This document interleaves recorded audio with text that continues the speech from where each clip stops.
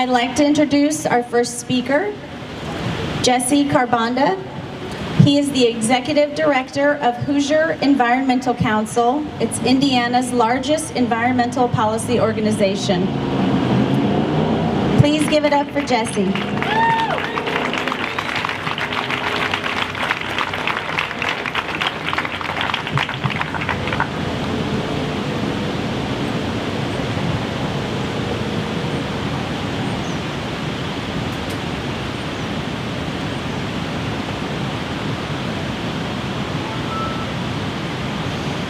Good morning, everybody. Thank you, Misty, for the introduction. I want to begin by expressing my gratitude to Misty, to Joel, to Wendy, Christina, Ann, Brittany, and Cameron, and so many others who work so often behind the scenes for animals. I want to express my appreciation to all of you for not just being here, but for the amazing things you have done and will do for animals.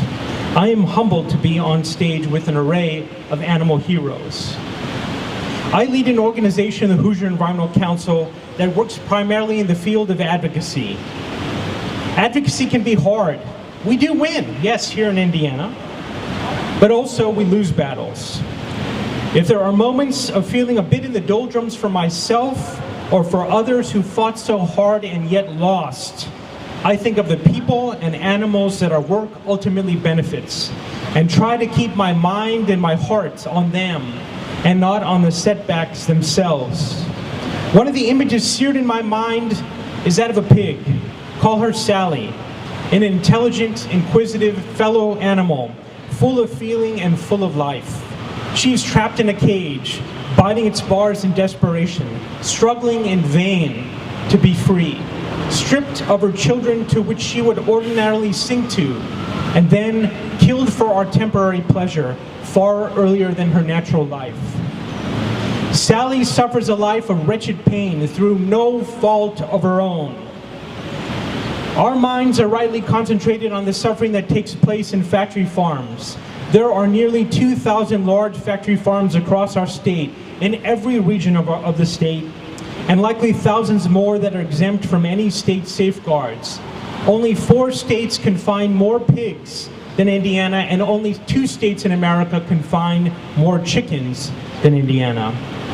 But the pain for animals because of our addiction to meat does not end at the boundary lines of factory farms or a slaughterhouse. Imagine a fish swimming peacefully in a tributary near one of these factory farms. Suddenly, the gills of that once energetic fish are overwhelmed by nitrates dumped into the water from animal feces and waste being over-applied to a crop field. And that young, once energetic fish dies through no fault of his own. This is not an imagined scenario. Earlier this decade, right here in Indiana, more than 100,000 fish like that young one lost their lives in a single weekend because a factory farm operator had applied animal waste and feces onto a field just before a major rainy event. My organization, with our factory farm related initiative led by our legal eagle, Kim Ferraro, works tirelessly to try to make sure that the tragedies that affect countless wildlife don't happen. And yet the pain does not even end the tributary next to the factory farm. The tributary merges into a river, like the Wabash River, then the Wabash into the Mississippi. As that toxic manure keeps flowing downstream along the Mississippi, a school of fish die in its path.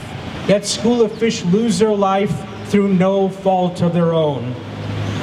Eventually, that toxic manure finds its way into the Gulf of Mexico, creating a dead zone, estimated to be the second largest in the world, of countless marine life lost, like a crab or a starfish, because of the decisions related to our addiction to meat that were made hundreds of miles north.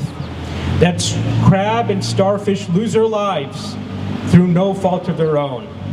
And even though we have traveled 800 miles in our journey from Indianapolis to the Gulf of Mexico, going through stream and river and marine ecosystems, the suffering of animals caused by our addiction to meat still does not end. Think about the tremendous biodiversity that is lost in the Brazilian Amazon due to land being converted from luscious tropical rainforests for massive cattle ranches. It is estimated that we lose 1 to 2 acres of rainforest every second with meat production being a major driver of that destruction. A spider monkey and a scarlet macaw in those forests lose their homes and likely their lives through no fault of their own. Meat production also produces more greenhouse gases that are fueling global warming than all the cars, trucks, and railroads combined. And all of the weather chaos that will result from a planet that is set at well above its natural thermostat will lead to more drought, more storms, more violent hurricanes, causing unrelenting pain to untold animals per year. We can get a feel for what climate change, fueled in part because of our addiction to meat, means for animals by realizing that there are countless hog and chicken factory farms that are in the paths of hurricanes across the globe. Think of a chicken named Carla, trying to find hope and joy in the tight, cramped spaces of the factory farm in which she lives. In one state and in one hurricane alone, 2 million chickens like Carla drowned. Carla and millions die through no fault of their own. Imagine if you were able to befriend Sally the sow or Carla the chicken, or to somehow become acquainted with the fish and crabs and spider monkeys lost too by the trail of destruction caused by our addiction to meat. Would you turn a blind eye to them, your friends, if they were at risk of death? No, you would do everything that you peacefully could to prevent them from getting into harm's way, to be their light in such darkness for such a vast number of animals. Giving meaning to your friendship with these animals who have lived lives of pain calls on all of us to make meaningful friendship with countless of our fellow human beings to save lives. Everything, I dare say, everything that you do to save the lives of animals hinges on creating a deeper and wider set of relationships with our fellow human beings, to be a light, humble, persistent, and strong. The first relationship starts with ourselves to minimize our own carbon footprint and our own environmental footprint. We can be a better messenger for stopping climate change, which will do such harm for animals and accelerate the incredibly tragic epic of mass extinction that we are in. If you yourself live lightly on the planet through a plant-based diet, through mass transit, biking, walking, recycling, and through making your home or workplace or place of worship or dorm as energy efficient as possible. And to make sure that you do everything that you possess is not made of animal products, something that, speaking for myself, I've yet to fully do. Join me in saying, I can be a light for animals. I can be a light for animals. The second set of relationships to focus on is with our friends, family, co-workers, and the people who we buy goods and services from. With our non-vegan friends, invite them to attend a vegan potluck, to a home viewing of Cowspiracy, to Indie Veg Fest, to a local farm sanctuary. At your place of work or your place of worship or your dormitory, take the initiative to host a vegan pitch-in lunch. At your favorite coffee shops, grocery stores, and restaurants, befriend the manager and help them to expand their vegan options. Join groups like Mercy for Animals or Vegan Outreach who can keep you on that path. Join me in saying, I can be a light for animals. I can be a light for animals. The third and final set of relationships, and man, I know this can be tough if you happen to be an introvert or shy or a bit of an anxious person, is with candidates for office, farmers, and elected officials. For candidates for office, help inform them of actual conditions in factory farms in which, without painkillers, chickens can be debeaked, cattle dehorned, pigs castrated. Help that candidate create a vegan food section at their fundraisers and encourage those candidates towards a plant-based diet if they are not already on that walk. If compassion for animals will not move them, talk to them about the innumerable health benefits of a plant-based diet.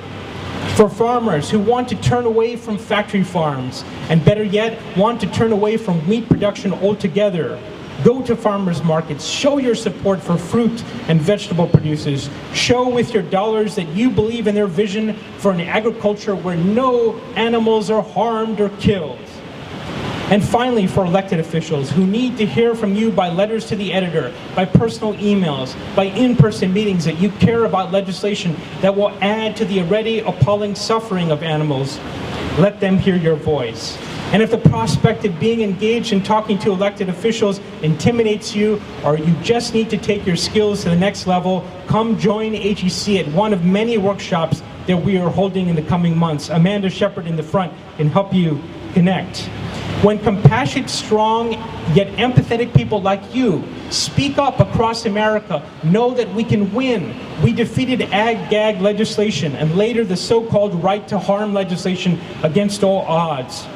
Forging meaningful relationships with lawmakers and broad coalitions of people, including farmers who've left meat production behind, can help prevent the resurrection of those terrible pieces of legislation that would make the lives of animals so much harder. Join me in saying, I can be a light for animals. I can be a light for animals. We ought to have no illusions of how challenging it will be to secure a world free of cruelty to animals.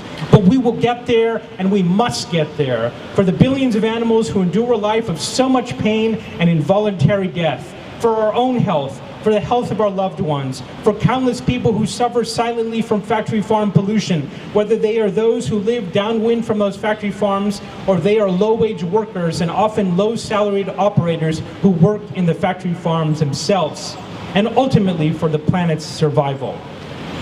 Ultimately, as we have briefly journeyed the planet, better appreciating the extent of harm to animals from our addiction to meat, my thoughts go back to Sally, the beautiful sow that I mentioned at the beginning of my remarks.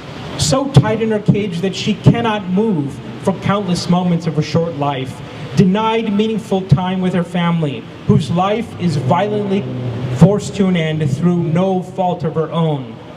In Sally's sensitive eyes, I'd like to think that she sees you, that she sees hope, that she knows that you will not forget her, that she will not recede into memory, that you will be there to stop the suffering falling on her descendants. Be the light for animals. Let us emblazon the world with all of our lights. Let us, as we ever expand our sense of community, transform the world. Thank you.